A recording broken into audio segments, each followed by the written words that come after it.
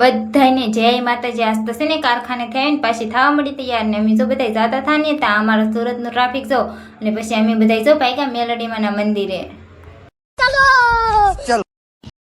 પછી તો જો અમે બધા ભાગ્યા મેલડીમાના મંદિરે. આ વખતે તો છે ને અમે લાડ બધા હતા અને અમારા ગોપીભાઈ જો કાયરાબેન ને છે ને ઉપર ચડાવીને હાલવા મળ્યા. ને આજ તો છે ને અમારા રસ્તામાં ખાવા નહોતું તો અમે બધા જો ભોગી જાવ ઢોસા ખાવા, કેમ કે છે ને અમે ખાધા વગર ને આવ્યા હતા ને આમ જો હજી જમવાનું નહોતું. એક બે ફોટા પાડીને પછી ત્યાં ફોટા પાડી રહ્યા ને ત્યાં આવી ગયું જમવાનું.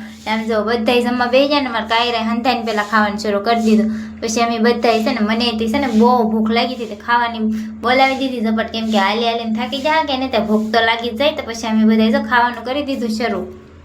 અમે બધા ખાતા હતા અને આમ જો ખાધું પછી થોડીક વાર છે ને તો સોડા મગાવી લીધી ને અમારે શેર જો ડીશ પૂરી થઈ ગઈ પણ હજી ઊભું થવાનું એને મન નથી થતું, મને લાગી અને હજી ખાવું હશે. પછી તો જો બધાએ છે ને ખાઈ લીધું, કેમ કે પાછું છે ને હજી હાલીને જવાનું છે. અમે તો અડધે જ ભેગા હતા તો આમ જો ખાઈને મારાથી તો માઇન હલાતું હોય ને એમાં એ કાયરા કે મને તેડી લે, હવે તારે મને તેડવાનો વારો છે.